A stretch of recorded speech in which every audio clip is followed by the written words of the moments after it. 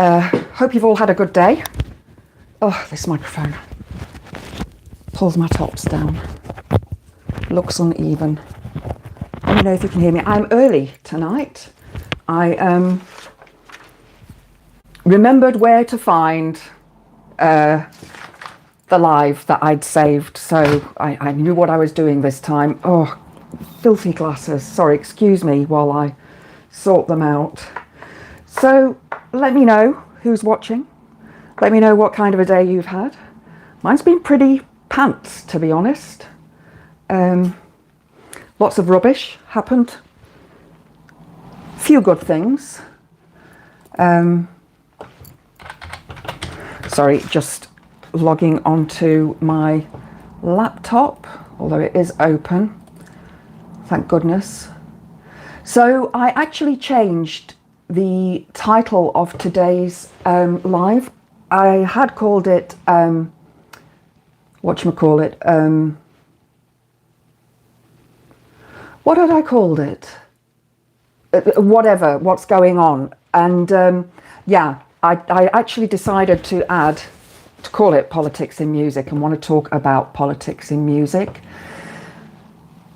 Especially with what happened over the weekend at Glastonbury and all the stuff that's happened there, and yeah, what happened with Bob Vylan, and so I thought I'd talk about that. Before I do though, hi Tex Meets, lovely to see you. Lunchtime here. Where are you? In the States?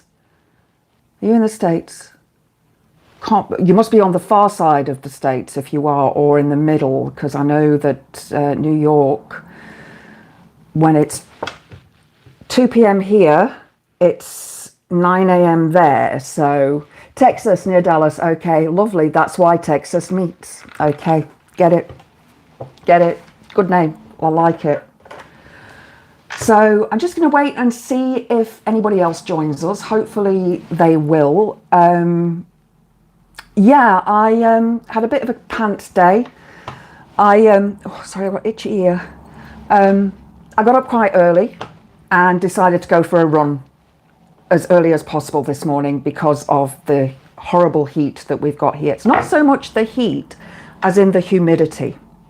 Now, I've got COPD, that's chronic obstructive pulmonary disease, which means that a lot of the alveoli that are in my chest are dead, and they do not convert what I breathe in into oxygen.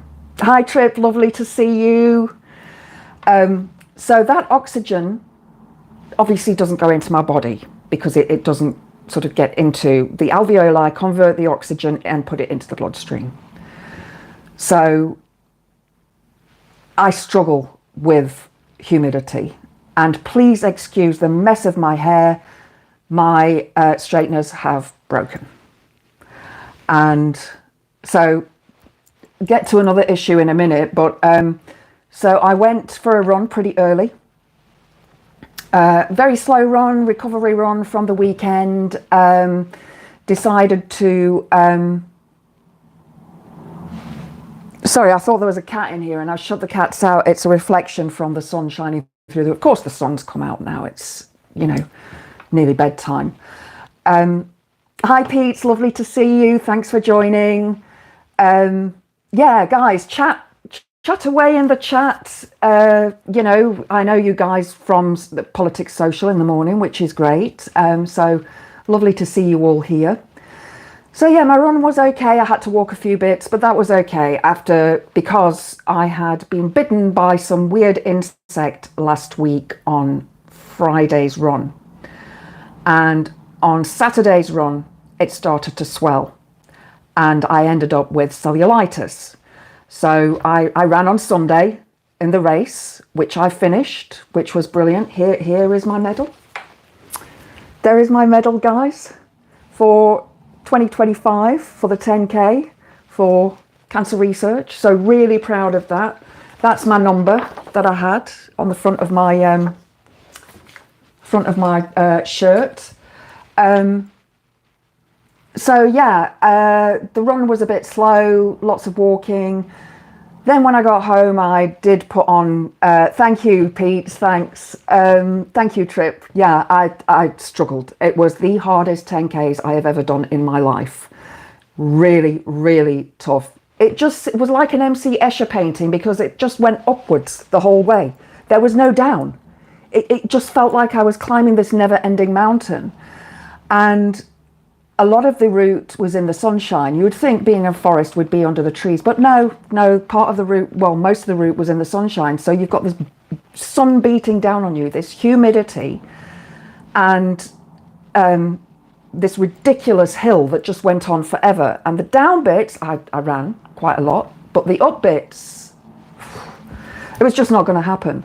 I did hydrate enough. I had a litre in my bladder, my running bladder on my back, and then I had a 300ml bottle in my pocket on the front. And then there were 2 water stations. At both water stations, I refilled my pocket and had a couple of the cups of water there as well. Yeah, so that was nice that they had water, because they had said that you needed to bring your own water bottle, which I had. And what I do with my water bottles is I half fill it, they're plastic, so I half fill it, pop it in the freezer overnight, and then fill the rest up with water the next day, so it's nice and icy cold. And my bladder from my backpack I'd kept in the fridge overnight, so that was nice and cool on my back. But by the time you know, the race was over, the sweat, I was just drenched in sweat, and I was quite overwhelmed at the end. Quite overwhelmed. It was like I finished. What I did do was sort of like 200 meters before the end, you come round this bend and then you see all the people. So I sprinted that last 200 meters. So I felt really pleased with that. Sprinted over the line, really increased my strides. The rest of the time it had been little jogs, little tiny jogs. And there was this woman, 72 years old, with 2 ski poles who went past us. She went past us like how? She was brilliant, absolutely brilliant for 72. Let's have a look at some of the comments. Which have you tried? Urax cream, no script needed, 10-hour itch relief. Okay, it wasn't about so much the bite being an itch, it was the cellulitis that it caused. So it had actually gone on to infect the cells of my skin and fill up with whatever liquid it fills up with. So yeah, it swelled up and it was red, really bright red, and a big patch. So it was a case of having to put ice on it all the time. So when I was running on Sunday, I took a frond of aloe, and I'd been putting aloe on the top of it because that's cooling and it's very good for the skin as well. So the itch was the first day with the bite, but then when the infection started, it went really, really bad. But I ran it with that. And to be frank, when I was running, it didn't hurt. It actually didn't hurt. The worst thing was the humidity. If it hadn't have been so humid, I'm pretty sure I would have done a faster time. I finished in 1 hour, 40 minutes. So that worked out to about 10 minutes per kilometre, which is slow. And like I say, some of it I walked, quite a bit of it I walked. And I was talking to lots of people on the way as well, you know, other ladies that were on their own, and we're talking and walking and like, yeah, this is ridiculous, and feel like we've walked most of this race. My first couple of kilometres were really good. Even though that was uphill, I was pretty good. I was about 8 minutes something, so probably about 8 minutes 30. And that was a good time for me. But yeah, it just, the heat, the humidity just got to me. And a bit disappointed with the fact that it was just a constant hill. There seemed to be no downhill. When we got to the 1 kilometre point, 1 kilometre left to go point, or 9 kilometres basically, the marshals were saying, you've only got this far to go now and it's all downhill from here. No, it bloody wasn't. It was not all downhill from there. There was quite a lot of uphill.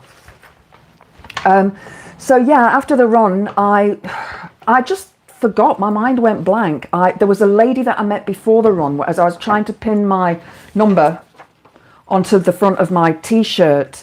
She helped me, and her name was Amy. And if she ever watches, I think she was brilliant. She was so enthusiastic, and she reminded me of another friend of mine, Taryn. She looked so similar. And she finished before me. I think she said she finished in 1 hour 20, much younger than me and a lot skinnier and probably way fitter than me. And so she was actually waiting for me at the end, which was amazing. So she's like, gave me a big hug, like, yay, you did it. I knew you'd do it. And so that was actually really cool. But I'd wanted to get a photo. They have an area where you can get photos taken. And I wanted to get to my car. I wanted to take off my shoes.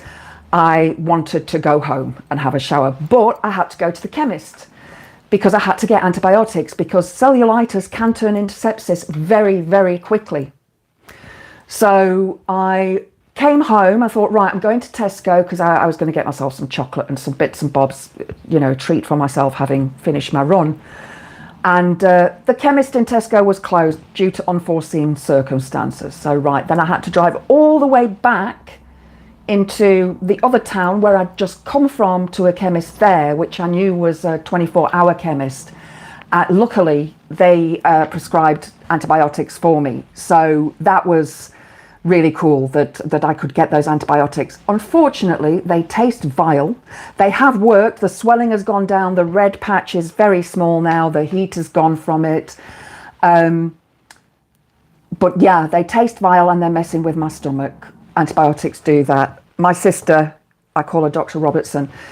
She's not a doctor. She's a medical secretary, but she's doing it for years. She's been doing it for years and years and years. And she has typed up so many letters for so many different doctors. She knows her medical stuff. So she was advising me what I need to eat, and I need to eat more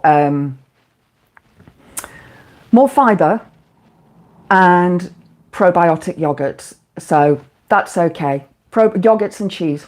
Love cheese because I've been so hungry. It makes you so hungry, and that's not normally me. So I was like, what is going on? And I asked her and said, what do these antibiotics make you hungry? Because there was no slip of paper inside the pack because they only gave me 5 days worth of tablets, and they're huge. So yeah, I just got into the car, and that's when I did that quick video. And then I was gonna go live on that Sunday evening, but I was so tired, guys. I really do apologize for that. I went to bed. I was exhausted, absolutely exhausted. Just really, yeah, drained. And it was the humidity and the cellulitis in the bite that had obviously started to poison my system. And then I took the antibiotics straight away, which probably just knocked me for 6 as well. But anyway, I did my recovery run this morning, short run, only a 3.6 kilometer run. Took it nice and slow. And then I was trying to scan the QR code on here, to get my time. Because they monitor you, as you go through the start and you go through the finish. And I thought that's going to be slightly different to mine. It'll be less time because I started my app before the run, before I went through the finishing start line, and I've stopped it after I'd gone through the finish line. So there was probably like half a minute, maybe a minute on there extra. So it might have been 1:39. But anyway, so I scanned the QR code, and it took me to this site. And yeah, it was a scam site. So I need to contact Race for Life, Cancer Research, and tell them that, this people need to beware. So I got a message from my bank. I was going to wash the car. That was the plan. I'd left the car out and I'd hauled out the hose pipe, and I was going to set that up. And then I got this message from the bank, fraudulent activity. Luckily, nothing was taken out of my account, but now I have no card. So purchases that I need to make, like new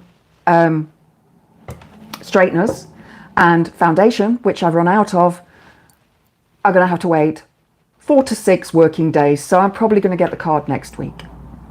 So I have 30 quid in my purse. I was trying to order shopping, so I'm probably not going to be able to do that. So I'm going to have to nip to the shop tomorrow and try and buy a few bits and bobs. Then this morning, put my milk in my tea, sour. It all cracked and broke up on top, so that put me off. And then, yeah, it's just been one thing on top of another. Anyway, so I just want to say thank you to everybody who sponsored me. I made 125 quid in total. And as I say, I finished the race and I ended up running 120 kilometers last month. So I'm really pleased with that. This month I need to increase it, but this week will be short runs until my ankle's actually, you know, really sorted, because I don't want to make it worse. Right, so I wanted to talk today. I was going to talk about something different, but I've been making notes all day. Politics and music. I saw a couple of video clips on YouTube of people I follow where some metal guy had said politics should be kept out of music. And I'm like, what? This is a metalhead. Black Sabbath, War Pigs, political song. Metallica, One, about war. Rage Against the Machine, Killing in the Name of. Dead Kennedys, Holiday in Cambodia, one of my favourite songs. Sex Pistols, God Save the Queen. Megadeth, Peace Sells But Who's Buying. New Model Army, 51st State of America. Green Day, American Idiot. Dead Kennedys again, California Uber Alles. I've got a whole lot of other songs here. So Bob Vylan said some things that shocked quite a lot of people. And I can understand why. I think it was the unaliving part that a lot of people were shocked at. But I don't think that, you know, the IDF, the Israeli Defense Force, it's call-ups. You know, you get your call-ups, national service, you have to go do it, women and men. I worked with a woman called Gila. She was Israeli, and she did her national service. She was tiny. She's a tiny woman, but she was very built, but she was a lovely lady, and she'd been in the army. I didn't trip. I've not listened to Bob Vylan's music, so I need to give it a listen. Deaf to the IDF, yes. Yeah. I think that that sentiment, that phrase could have been put differently. And then you had Kneecap. Now, again, I don't know their music, but they had also, I've seen the images of them with the Palestine flags and Free Palestine. And you know what, guys? I agree. Because what Israel is doing at the moment is genocide. It is genocide. Billy Bragg, yeah, another one, brilliant singer. Ideologies clashing, yeah. Says it all. New Model Army, for me, 51st State of America, they're another very political band. I've seen them a few times. I actually met Justin as well, the lead vocalist. But there are so many political bands out there, or even bands that have just made political songs. Black Sabbath, War Pigs, you know, generals gathered in their masses, just like witches at black masses. So, you know, the generals are talking about, oh, let's go to war. Metallica One is actually based on a book by Dalton Trumbo, and the book's called Johnny Got His Gun. Now, I don't know if you've seen the video. It's a very, very impressive video. It is about a man who goes to war, and he loses his arms and his legs, and he can't see. He can hear, but he can't see. And he's bandaged. Completely bandaged. It was made into a movie, and the doctors keep him alive, and he's tapping out with Morse code that he wants to be unalived. He doesn't want to live anymore like that. And that song is powerful, very powerful song. Rage Against the Machine, Killing in the Name of, that was about 1992.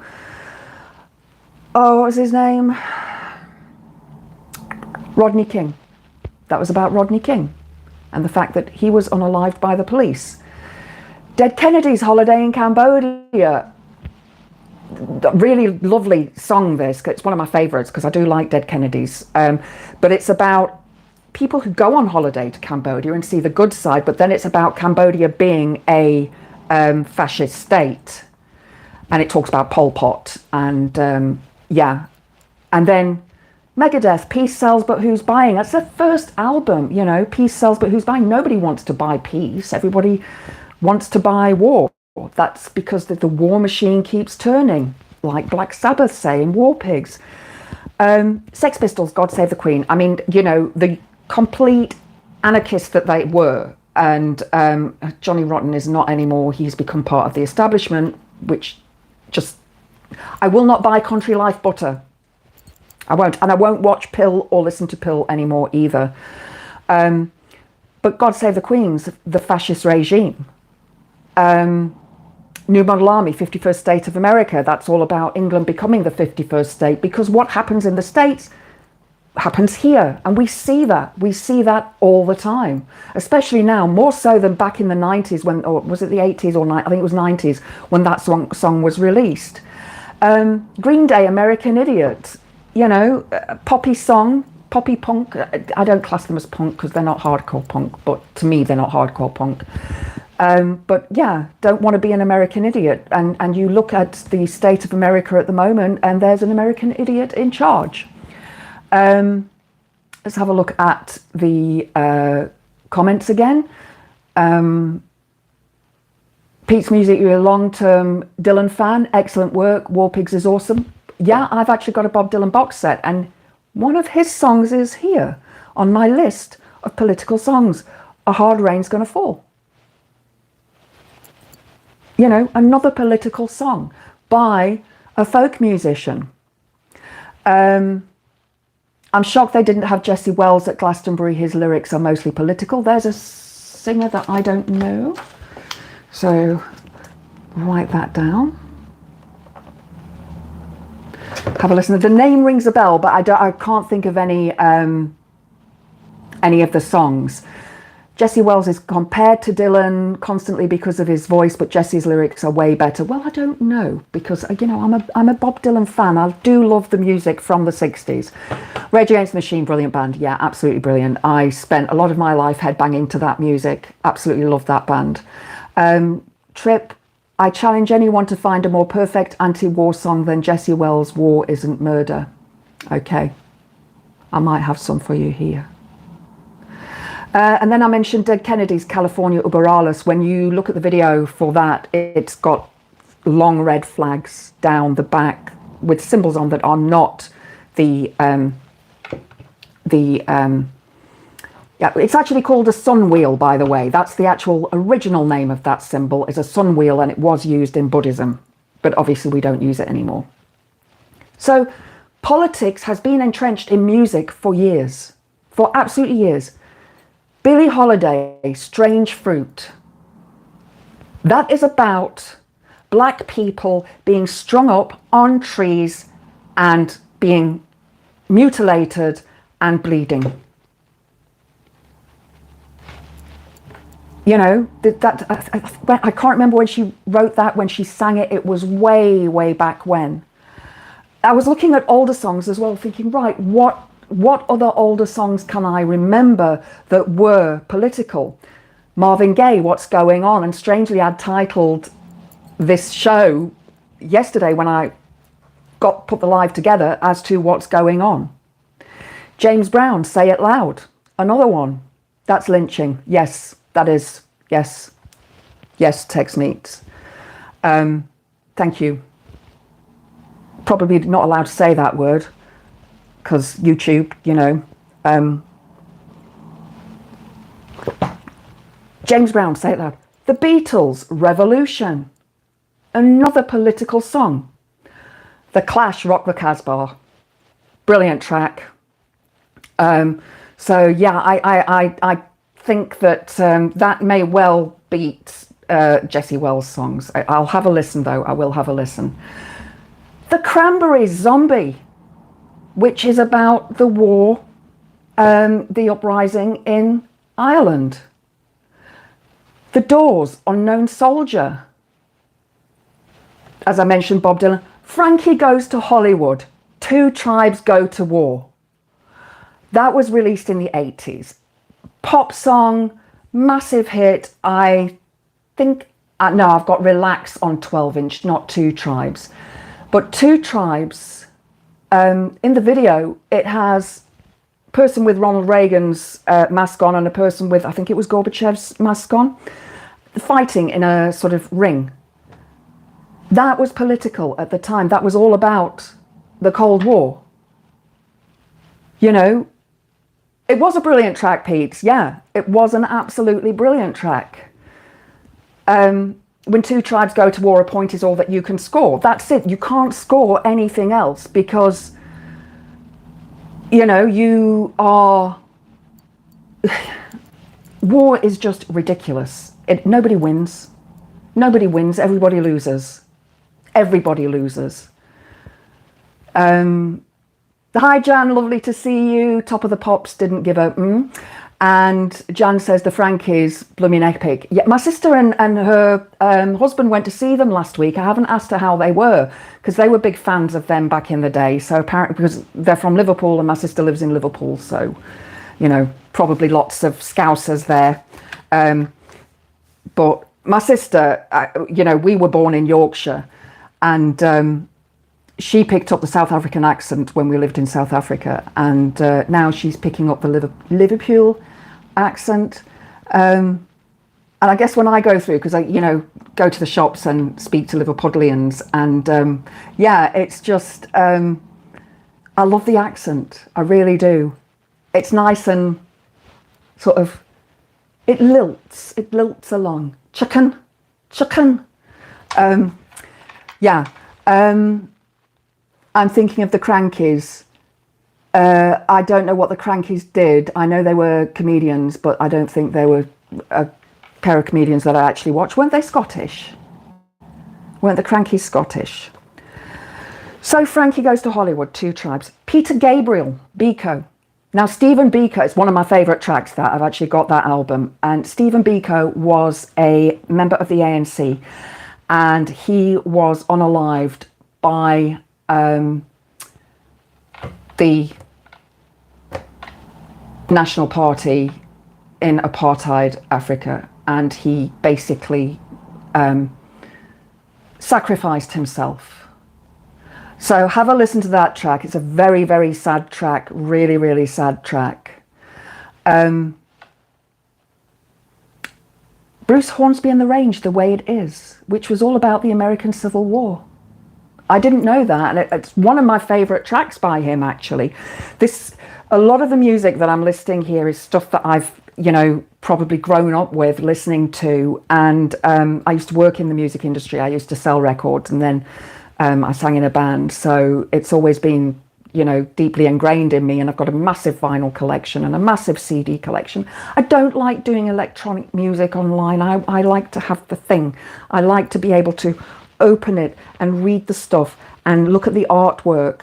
And I miss LPs because, you know, LPs, well, I do buy LPs when I can, ones that I want that are like special editions or whatever.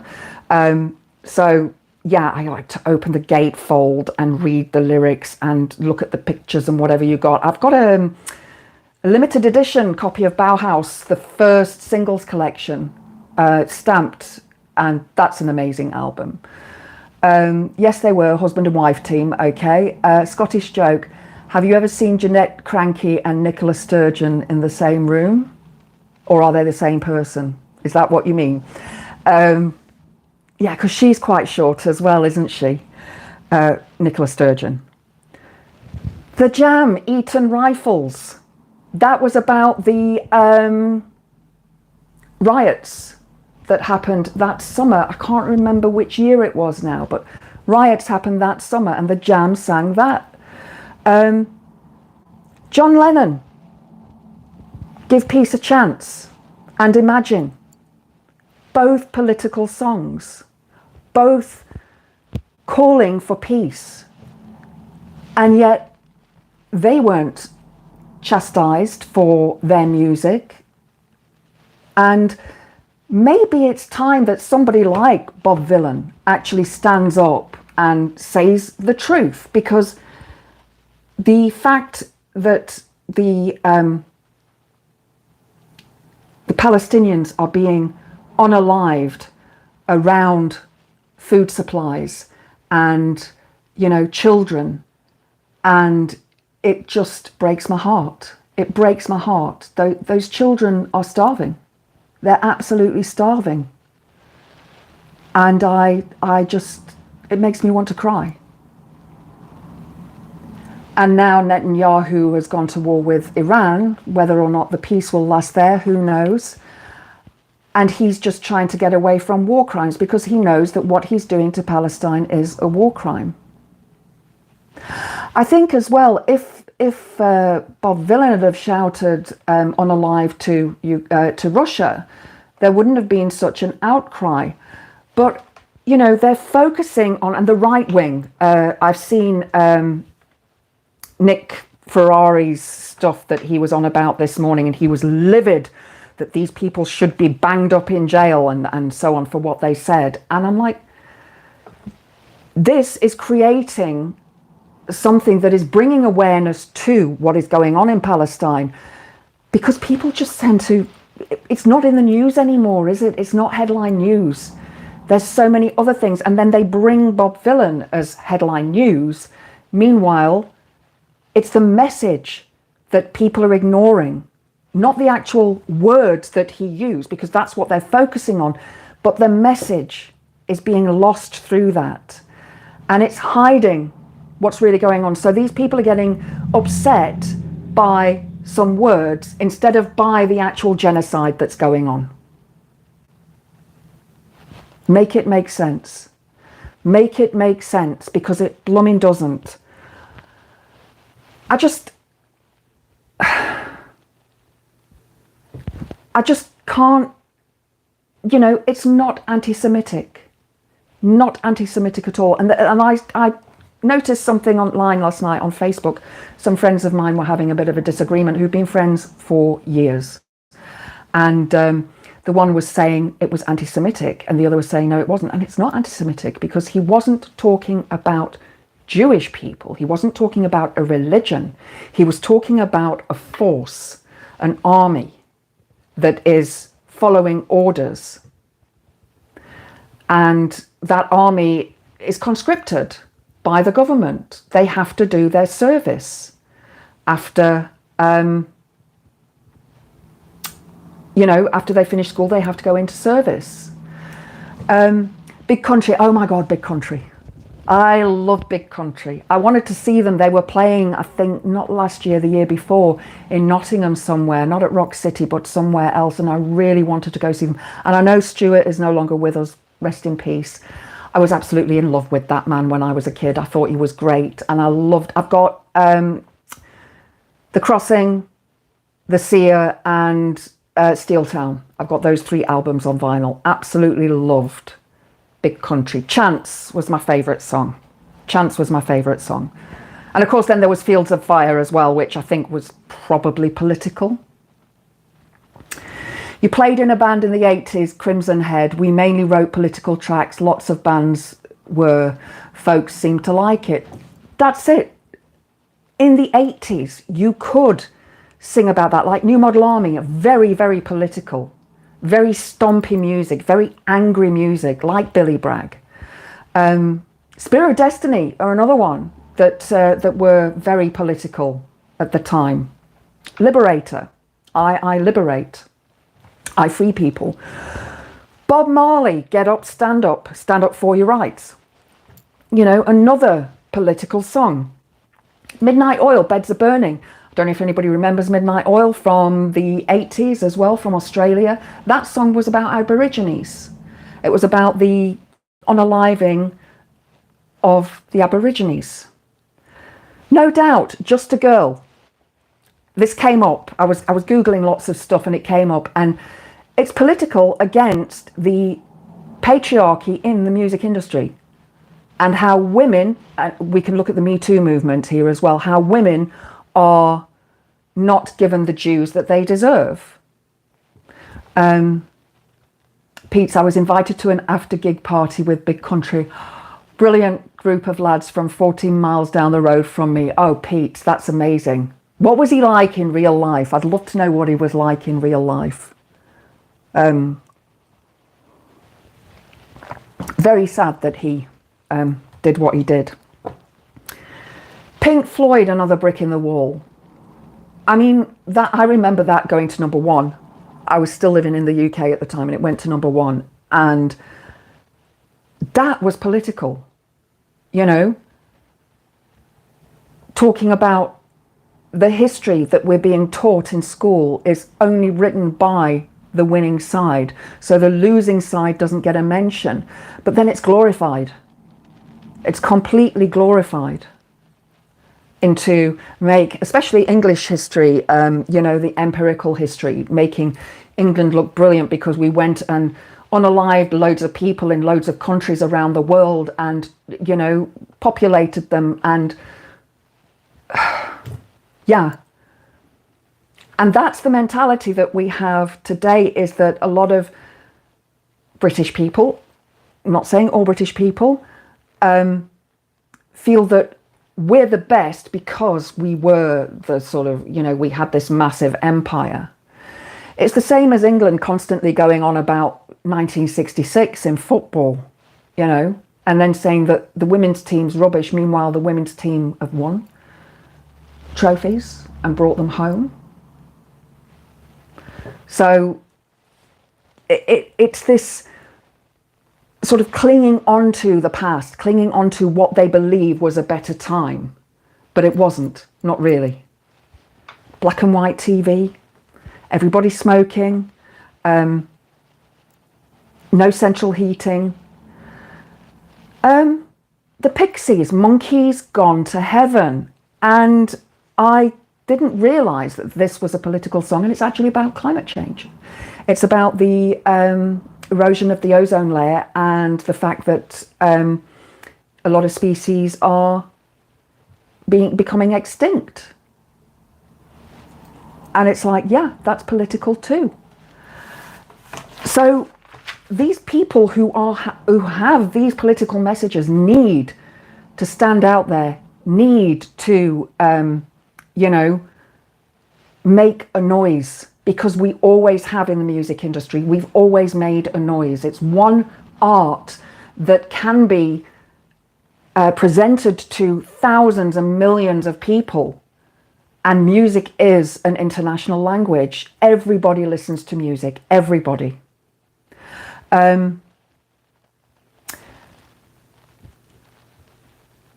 Yeah, Trip, listen to Big Country. Listen to the first album first, The Crossing. Brilliant album. Absolutely brilliant album. I played that, I had it on cassette, I've got the LP, and actually one of the grooves on the LP is completely worn through because I listened to it all the time, and I'd recorded it onto a tape so that I could listen to it on my Walkman. And we were driving from Joburg to Durban for a holiday, and you drive through the mountains, Drakensberg Mountains, and it's sort of like Scotland, that the sort of hill mountains and that, so like the Highlands of Scotland, and that tape just went eventually, I completely broke. Yeah, Monkeys Gone to Heaven. No, it wasn't about the space monkey, although it could be about the space monkey because, you know, he did go to heaven. Pixies, yeah, brilliant band, love the Pixies. I can play Gigantic on the guitar. Very good at that. Then we have Public Enemy. I mean, come on, Public Enemy. And then there's NWA as well. And with Attitude, also very, very political band. Public Enemy, Fight the Power. Rage Against the Machine did Take the Power Back as well. You know, so these songs are all anthems. Special AKA, Free Nelson Mandela. We used to sing that in South Africa. We used to go to the clubs and we danced to that. You know, that was an anthem for us there. The Specials themselves, Ghost Town. That was about violence also back in the 80s. I can't remember in which cities now. I think Bristol, Birmingham, maybe one of them, where there were riots. Bruce Springsteen, born in the USA. Now, this is an interesting song because which was the first president to try to use it as their anthem? Was it Reagan? And Bruce Springsteen said, sod off, you're not using that. And then you watch it going over to watch the end of the debacle in Parliament. Yeah, Pete, let us know what happens, because I have not been watching it. It's too stressful for me. I can't. I'm so stressed about that because I am on PIP. And it just stresses me out. I've actually got a form that I need to fill in, and I am procrastinating on it because I hate doing it, and I'm going to have to ask for an extension. Go on, Bruce. Yeah, and Trump wanted to use it for his campaign, and Bruce Springsteen said, no, I'm having nothing to do with you. Stiff Little Fingers. Very, very, very political punk band from Ireland. Alternative Ulster was a big hit for them. U2, Sunday Bloody Sunday. Susie and the Banshees, very, very controversial one here at the moment. Israel. That was also very, very political at the time. Killing Joke, 80s. Again, about what was happening with politics, what was happening in the country. And The Cure, Killing an Arab. Now that song, they've actually had to retract that song. They're not allowed to play that song anymore or sing that song anymore. Meanwhile, the song itself is not an incitement to go and unalive an Arab. It's all about the fact that they're going to war against the Arabs, and they are standing on the beach, staring at the sea, and it's the actual story of them being there when they don't want to be there. They don't want to fight. Kid Kapichi with Bob Vylan about Brexit, brilliant comment. Muse of some good tracks. Animals reminds me the situation with Gaza. Uprising is my theme tune. Jessica, I'm discovering all that music now. It's very good. Yeah, Trip, I'm guessing you're probably a bit younger than we are. Nothing wrong. I'm glad that you are, listening to all that stuff. But all of these songs were political. Jessica, your daughter introduced you to Kneecap and Bob last year. Trip, you're 46. You're a baby. I'm 56. Yeah, not that it matters, but it depends where we grew up and what we were introduced to. I was always different from being very young. I didn't like normal pop music, and when I went into my teens, I became a goth, and I was sort of part punk, part goth, and then discovered metal, and so I sort of, listen to both now. You're an old soul, Trip.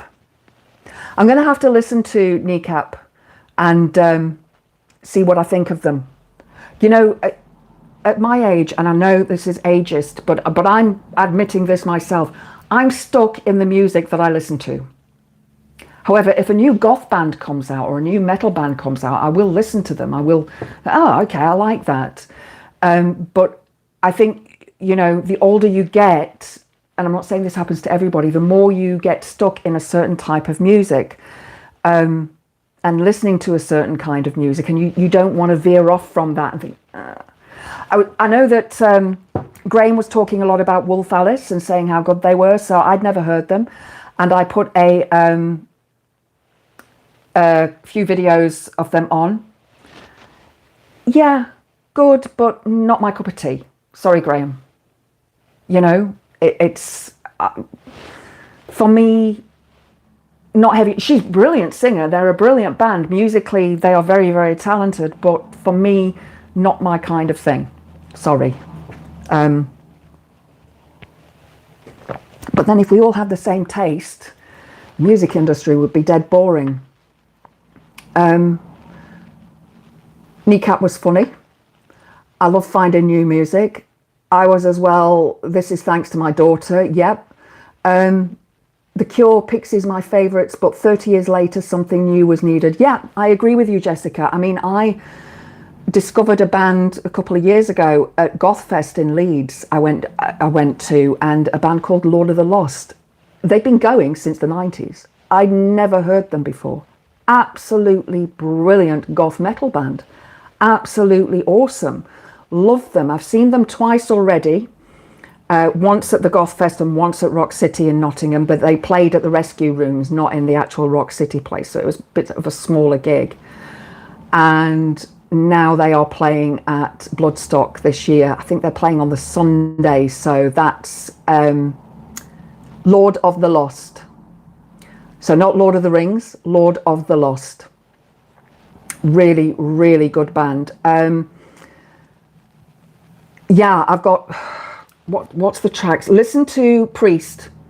Listen to the song Priest. That is brilliant. Lorelei, also brilliant. I've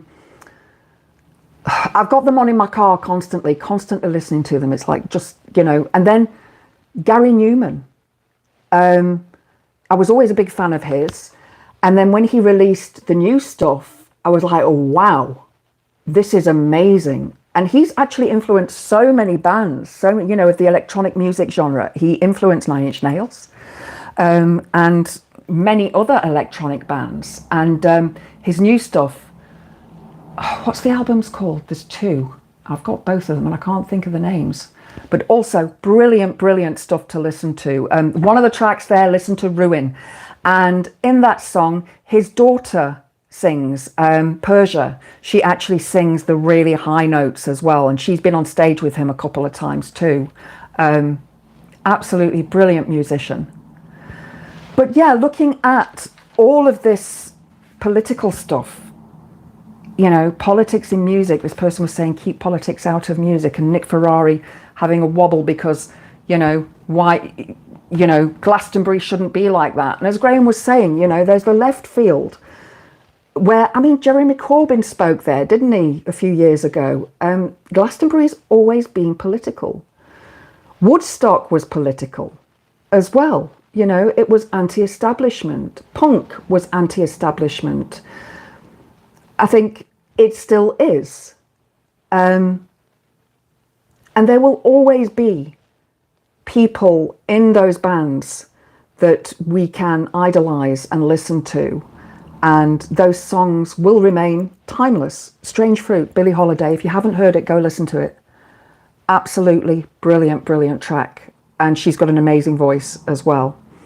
But yeah, there's so many.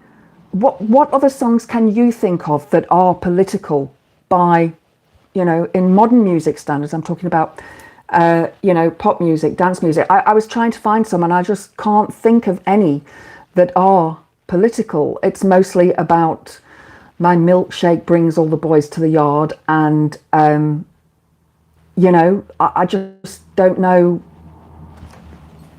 Modern music, pop music, seems to have gone down this road of pushing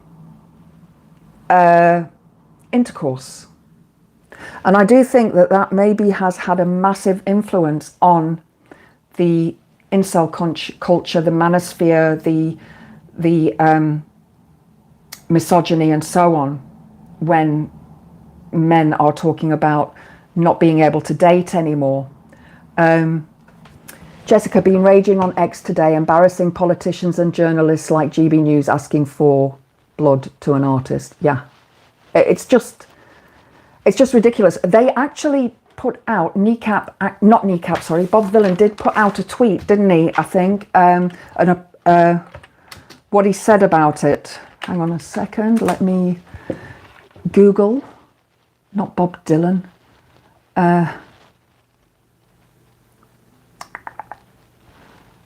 Just trying to find they did put something out earlier. I did see it and now I can't find it. Just bear with me, guys.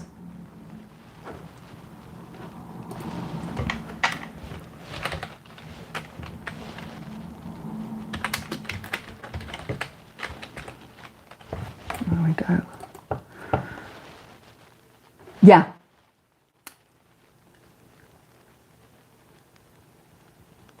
Right, I'm going to read from the Standard. Bob Vylan addresses Glastonbury unaliving to IDF chants storm. We're being targeted for speaking up. And they are.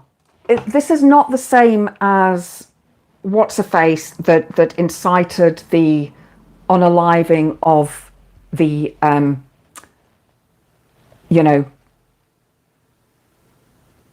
the migrants, the asylum seekers.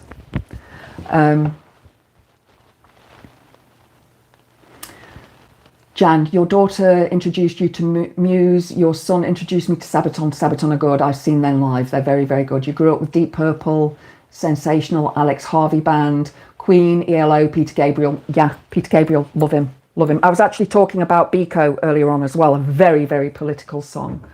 You do have lovely daughters, yeah.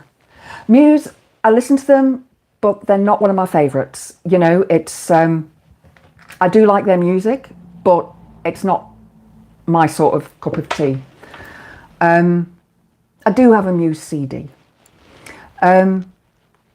So we're being targeted for speaking up.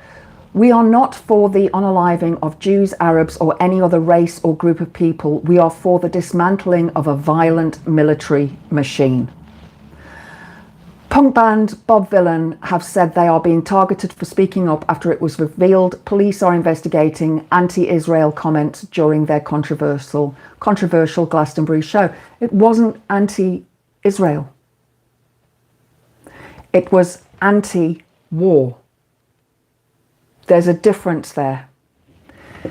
In a fresh statement issued on Tuesday, the act said the storm around the performance, which saw lead singer Bobby Vylan lead the audience chants of unaliving to the IDF and Free Free Palestine, was a distraction from Israel's military campaign in Gaza. And it is. The media has taken this and gone, right, we can talk about this now because this is causing a sensation, meanwhile ignoring the actual true, disgusting, despicable situation that is happening in Gaza, because it is genocide, because the world is letting it happen. The world is not stopping it. Trip, the singer of Bob Vylan, looks very much like this kid I used to pick up W and hash from in Enfield in London years ago. I think he's gorgeous. I think he's absolutely gorgeous. I love his dreads. I have a thing for dreads, a massive thing for dreads. I think they're brilliant. The performance at the West Holt stage was live streamed by the BBC, but the organisation later expressed regret for not stopping its broadcast of the unacceptable set. Well, somebody was obviously asleep there, but it wasn't on live TV, was it? It was being live streamed through the internet. And even if they had have stopped it, people were filming it that were there. That would have ended up on the news, you know, it would have ended up being on the news. The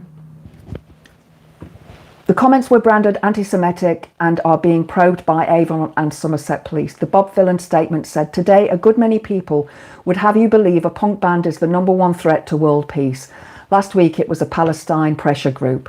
The week before that, it was another band. We are not for the death of Jews, Arabs, or any other race or group of people. We're for the dismantling of a violent military machine, a machine whose own soldiers were told to use unnecessary lethal force against innocent civilians waiting for aid. A machine that has destroyed much of Gaza. We, like those in the spotlight before us, are not the story. We are a distraction from the story, and whatever sanctions we receive will be a distraction. The government doesn't want us to ask why they remain silent in the face of this atrocity, to ask why they aren't doing more to stop the killing, to feed the starving. Yeah, this is just ignored in Parliament. It is ignored. It's just sort of left aside and being ignored. It's like Ukraine. Where has the Ukraine story gone? We're not seeing that in the news anymore. Sorry, I must have a... These antibiotics give me a horrible taste in my mouth. Trip, yes, he is very nice fella, ha ha ha. He's very photogenic. He's very health conscious. Also, he has a strong song about healthy eating. Well, look at his bod. Sorry, I don't mean to be like, but he has got a very fit physique. And I just, his face, he is very attractive. They already revoked his USA visa. He can't tour there this summer. Yeah, I saw that as well. I saw that. It's just bonkers. The more they talk about Bob Vylan, the less time they spend answering for their criminal inaction. We are being targeted for speaking up. We are not the first. We will not be the last. And if you care for the sanctity of human life and freedom of speech, we urge you to speak up too. Free Palestine. The Israel-Hamas war was launched after Hamas militants attacked Israeli communities and military bases, killing about 1,200 people and taking 251 others hostage on October the 7th, 2023. Since then, more than 56,000 people have been killed in Gaza, according to the territory's Hamas-run, health ministry. Sorry about that. Oh, there's a picture of him here as well, Bobby.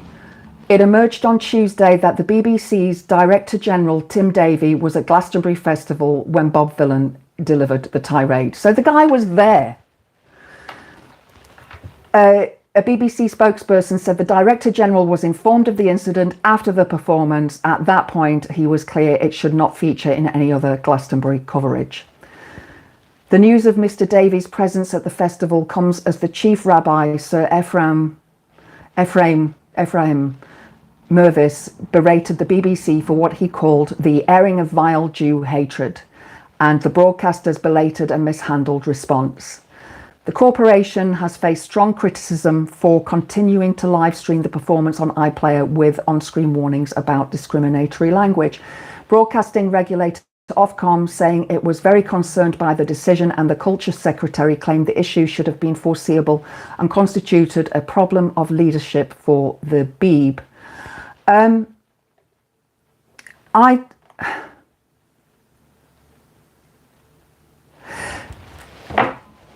We are often told if we criticize what the Israeli government and army are doing, we are being anti-Semitic. Is it? It's not. It's anti-war. It's anti-unaliving of innocent people. It's anti-genocide. It's not anything against the Jewish people. I have Jewish friends. I have a Jewish friend who I love to bits. She's absolutely amazing. We've been friends for years. And even she said it's a pogrom. And it is. It is, in my opinion, and this is my opinion only, it is a deliberate attempt to take that land away from the Palestinians. And it needs to be called out. It really does. We have the Free Palestine marches in London nearly every weekend. We have all of this stuff going on, and yet nothing's happening. Governments are not doing anything. It's just being left. I really hope that people in government, in power, are able to, realize what is going on, because this is how World War II began. And if you haven't seen a movie called Lee, it's starring Kate Winslet. I think it's on Sky. It's absolutely brilliant, and it tells a story of, she's a photographer, and it's a real story. It's true, based on a true story, and she goes over to Germany to photograph all the atrocities that are going on, and she is the photographer who took all of the photographs of the people in the concentration camps at Auschwitz and Dachau, and all of the bodies that were piled up in the gas chambers. And instead of the Gazans being sent to gas chambers, they're out and outright being unalived. in front of our very eyes, and nobody is doing anything about it. Anyway, guys, I'm going to head off because it is now 7 p.m. and I need to go and have something to eat. I'm sorry for this show being so political today. My intention was not for it to be political, but the whole thing about politics should not be in music. It always has been, and it always will be. Do you think he will be able to sell tickets anywhere? I think he will. The guy that he's supposed to be on tour with, Trip, has said that he will still tour with him. He will still tour with him, and they're going to be recording a song together. For 18 months, I've been saying that it's all about a land grab. It is. It is a land grab. Right, I'm off. Thank you, Jessica. Thank you, Trip. Thank you, Pete. And thank you for everybody else who was watching behind the scenes there. I'm hoping to go live again on Friday afternoon at about 5 p.m. I hope they find success. Yeah, me too, Trip. I think they will. I do think they will. I'm going to go and listen to some of that music now, because I didn't watch the music. I didn't listen to the music. I saw what he said and I admired what he said. I admire the guts that it takes to stand up there in front of all those people and say things like that. Au revoir, peeps. It's been a pleasure. It has, Jan. Stay blessed. Oh, guys, if you would like to make a donation to the channel, in my description box on the channel, there is a link to a GoFundMe page that I've set up. Description on the GoFundMe page about why I've set it up. I will link it into the comments after this live is gone, so it'll be in a fresh comment underneath the live, and I'm going to be obviously linking it every day. That people have mentioned that they want to send a payment, but I don't have enough subscribers to the channel for me to monetize the channel. And because of what's going on with Pip and so on, I need to look at an alternative form of income. And it will help me carry on with doing this show. And also I need to get a camera. Anyway, I've just seen that Politics Social has gone live. So those of you who watch over there, I might see you there in a bit, because maybe I think that they may well be speaking about this very subject. Have a wonderful evening. I'll see you next time. Blessed be. Mwah.